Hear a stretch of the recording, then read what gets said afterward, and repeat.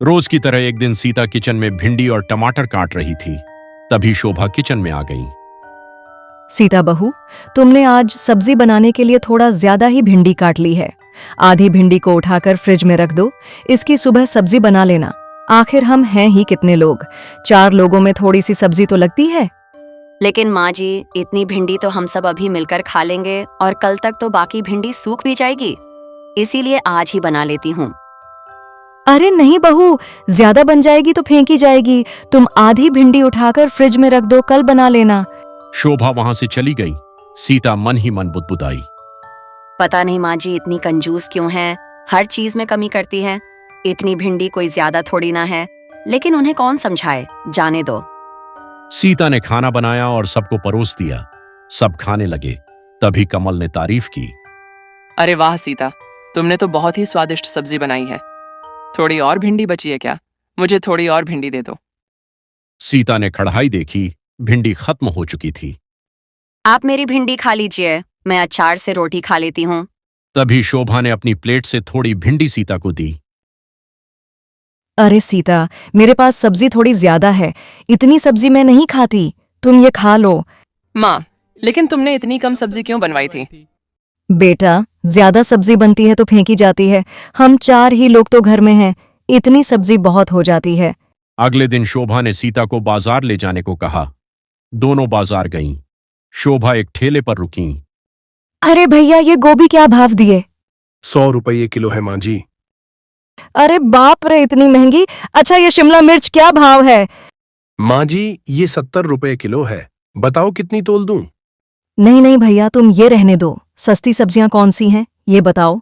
माँ जी, ये गिलकी, तोरी, बरबटी, ये सस्ती सब्जियां हैं। सभी 1-1 किलो कर दूं? अरे नहीं नहीं, मुझे पूरी बारात को खिलाना है क्या? तुम तो 1-1 पाव तोल दो बस। माँ जी, पिछली बार भी तो आप यही सब्जियां ले गई थीं। ये सब्जियां खाकर तो हम बोर हो गए हैं, थोड़ी महंगी सब्जियां ले लेते हैं ना। अरे नहीं नहीं बहू, ये गिलकी, तोरी, भिंडी, ये सारी सब्जियां बहुत फायदेमंद होती हैं और फायदेमंद होने के साथ साथ सस्ती भी हैं। तो फिर क्यों महंगी सब्जियां लेना? वे सब्जियां लेकर घर लौट आईं। अगली सुबह सीता अपनी बेटी कोमल का टिफिन तैयार कर रही थी। कोमल आई। माँ, आज तुमने मेरे टिफिन में क्या बनाया है? बेटा, आज मैंने तोरी की सब्जी बनाई है। ओह माँ, रोज रोज भिंडी, गिलकी, तोरी खाकर मैं बोर हो गई। मेरी सभी फ्रेंड्स अच्छा अच्छा खाना लाती हैं और आप कुछ भी अच्छा नहीं बनाती। आज तो मैं बिल्कुल भी तोरी की सब्जी नहीं ले जाऊंगी। मुझे कुछ अच्छा बनाकर दो। कोमल, आज तो तुम यही ले जाओ, फिर कभी मैं तुम्हारे लिए कुछ अच्छा बना दूंगी। माँ, आप हमेशा ऐसा कहती हो, लेकिन कुछ अच्छा नहीं बनाती। आज तो आपको मेरे लिए कुछ अच्छा बनाना ही होगा। कोमल, कहा ना फिर कभी बना दूंगी, तुम्हें समझ नहीं आती। तभी वहां नीलेश आ गया और बोला। भाभी, आप कोमल को क्यों डांट रही हो? कोमल बिल्कुल सही कहती है। आज तो मुझे भी हलवा खाना है। आप ऐसा करो, हमारे लिए सूजी का हलवा बना दो। ठीक है कोमल, तुम तैयार हो जाओ, तब तक मैं सूजी का हलवा बना देती हूँ। सीता अपनी सास के पास गई। माँ जी, कोमल जिद कर रही है कि आज उसे टिफिन में सूजी का हलवा ले जाना है और नीलेश को भी हलवा खाना है। तो अगर आप मुझे सूजी, घी और मेवे दे देंगी तो मैं उनके लिए हलवा बना दूंगी। ठीक है बहू, चल मैं तुझे सूजी और घी दे देती हूँ। शोभा ने अलमारी का ताला खोला और थोड़ी सूजी, शक्कर, ड्राई फ्रूट्स और घी निकाला। माँ जी, थोड़े ड्राई फ्रूट्स और थोड़ा घी और दे दीजिए, तभी तो हलवा स्वादिष्ट बनेगा। अरे नहीं बेटा, ज्यादा ड्राई फ्रूट्स और ज्यादा घी से हलवा थोड़ी ना अच्छा बनता है। तुम इतना ही डालकर हलवा बना लो। शोभा चली गई। सीता बुदबुदाई। अजीब है माँ जी भी, हर चीज को ताले में रखती हैं और चाबी मुझे देती ही नहीं। इतनी कम चीजों में कोई अच्छा हलवा कैसे बना सकता है? जरूरत से ज्यादा ही कंजूस है माँ जी। सीता ने हलवा बनाया और सबको दिया। कमल ने कहा कि यह क्या सीता, हलवे में तो घी और ड्राई फ्रूट्स ही नहीं है। अगर तुम हलवा बना ही रही थी तो सारी चीजें तो पर्याप्त डालनी थीं, कम से कम। अरे अरे बेटा, ज्यादा घी और ज्यादा ड्राई फ्रूट नहीं खाना चाहिए, इसीलिए मैंने घी और ड्राई फ्रूट्स कम ही डलवाए। अब तू ज्यादा नखरे मत कर और चुपचाप हलवा खा ले, फिर हमें खाना भी तो खाना है। शोभा अक्सर रसोई की चीजों में कंजूसी करती और सब कुछ अपनी लकड़ी की अलमारी में ताला लगाकर रखती। एक दिन सीता बर्तन धो रही थी, साबुन खत्म हो गया। माँ जी, साबुन खत्म हो गया। अरे बेटा, अभी 4 दिन पहले ही तो तुझे साबुन निकाल कर दिया था अलमारी से। थोड़ा संभाल कर चलाया कर। अच्छा रुक बेटा, मैं अभी साबुन निकाल कर दे देती हूँ। शोभा ने अलमारी से एक साबुन निकाला।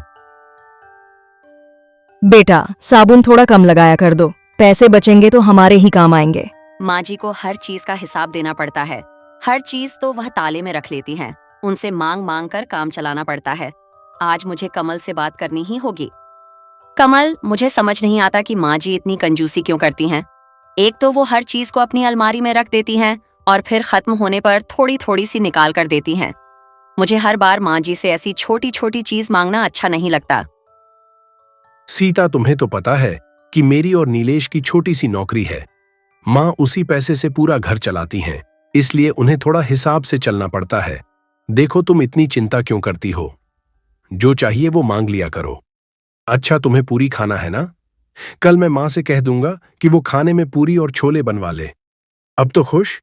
अगले दिन कमल ने अपनी माँ से कहा, माँ, आज मेरा छोले पूरी खाने का मन कर रहा है, तो प्लीज तुम रात के खाने में छोले पूरी बनवा लेना। ठीक है बेटा, बनवा लूंगी। शाम को शोभा ने अलमारी से थोड़े छोले और तेल निकाले और सीता को दे दिया।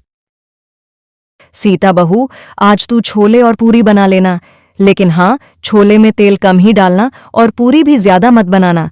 कमल और नीलेश के लिए 4-4 पूरियां बना देना और हम लोग तो एक एक खाकर ही काम चला लेंगे।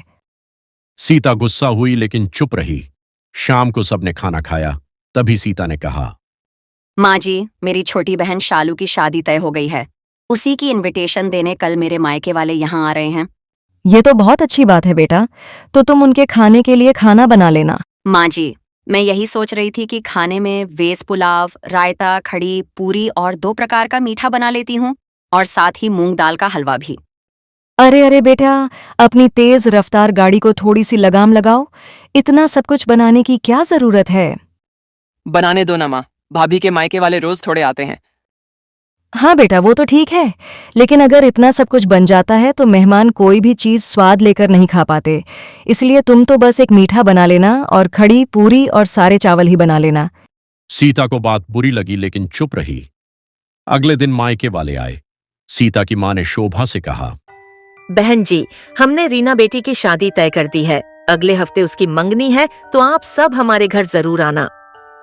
हाँ हाँ बहन जी, जरूर आएंगे और आपको बहुत बहुत बधाई। सीता ने खाना लगाया।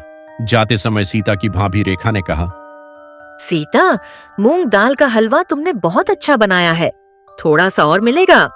हलवा खत्म था। वो भाभी, बचे हुए हलवे में कॉकरोच गिर गए, इसलिए आपको और नहीं मिल पाएगा। रेखा समझ गई। बाहर जाते हुए बोली, सीता, अगर तुम्हें और तुम्हारी सास को मेहमानों को बुलाना पसंद नहीं है तो हमें कह देते, हम फोन पर ही दावत दे देते। वरना मेहमानों की खातिरदारी का यह तरीका नहीं है कि तुमने खाना भी सही तरीके से नहीं बनाया। रेखा ऐसा कहकर वहां से चली जाती है। सीता को यह बात बुरी लगती है। वह अपने कमरे में रोते हुए चली जाती है। तभी कमल वहां आता है और कहता है, क्या बात है सीता? मुझे बताओ, तुम रो क्यों रही हो? सीता ने सारी बात बताई। कमल ने मां से कहा, यह क्या है माँ? तुम हर चीज में इतनी कंजूसी क्यों करती हो? यहां तक कि आज तुमने सभी के लिए पर्याप्त खाना तक नहीं बनवाया। कितनी बेइज्जती कर दी हमारी। हम कोई करोड़पति तो नहीं है। तुम दोनों की छोटी सी सैलरी में घर चलाना पड़ता है और उसमें भी अगर 2 पैसे बच जाएंगे तो वो तुम ही लोगों के काम आएंगे, मेरे नहीं। कमल को मां की बात सही लगी। वह सीता के पास गया। सीता, माँ भी अपनी जगह सही है। तुम्हें माँ की बातों का इतना टेंशन लेने की जरूरत नहीं है। कुछ बातें तो टाली भी जा सकती है ना। समय बीता। नीलेश की शादी किरण से हो गई। किरण ससुराल आई। पहला दिन था। किरण बेटा, आज तुम्हारी पहली रसोई है, इसलिए सुबह की चाय तुम ही बना लो। हाँ माँ, मैं चाय बना देती हूँ और खाना भी बना लूंगी। खाने में पालक पुलाव, वेज कटलेट, मिक्स वेज आलू के पराठे, पूरियाँ। किरण बेटा, जरा ठहरो। तुम्हें इतना सब कुछ बनाने की क्या जरूरत है? वैसे भी शादी में दुल्हन को बहुत थकान हो जाती है। अब काम करके और मत थको। खाना सीता बना लेगी, तुम तो बस चाय बना लो। सीता किचन में गई। किरण पीछे पीछे भी आई। रुकिए सीता दीदी, मैं भी आपकी मदद करवाती हूँ। सीता ने सब्जी में कम तेल डाला। सीता दीदी, आपको नहीं लगता कि सब्जी में तेल बहुत कम है? इतने तेल में तो सब्जी अच्छी तरह बनेगी ही नहीं। आलू के पराठे, पूरियां। किरण, हमारे यहाँ सभी चीजें बहुत कम यूज होती हैं। सब्जी में तेल भी कम डालते हैं और मसाले भी। बाकी चीजें भी बहुत कंजूसी से इस्तेमाल करना पड़ता है, क्योंकि माँ जी को ज्यादा खर्च करना पसंद नहीं है। लेकिन किरण, हर घर के रूल अलग अलग होते हैं। तुम यहाँ रहते रहते यहाँ के तौर तरीके सीख जाओगी। किरण को अजीब लगा। अगले दिन किरण ने नीलेश से कहकर सामान मंगवाया। शाम को बोली, दीदी, आज खाना मैं बनाऊंगी। देखो मैंने कितनी चीजें मंगवाई हैं। लेकिन किरण, तुम्हें ये सब मंगवाने से पहले माँ जी से पूछना चाहिए था। अरे दीदी, इसमें पूछने की क्या बात है? मेरा मन किया कि मैं आप सबको कुछ बनाकर खिलाऊं, सो मैंने मंगवा लिया। किरण खाना बनाने लगी। तभी वहां शोभा आई। अरे किरण बहू, इतनी सारी चीजें मंगवाने की क्या जरूरत थी?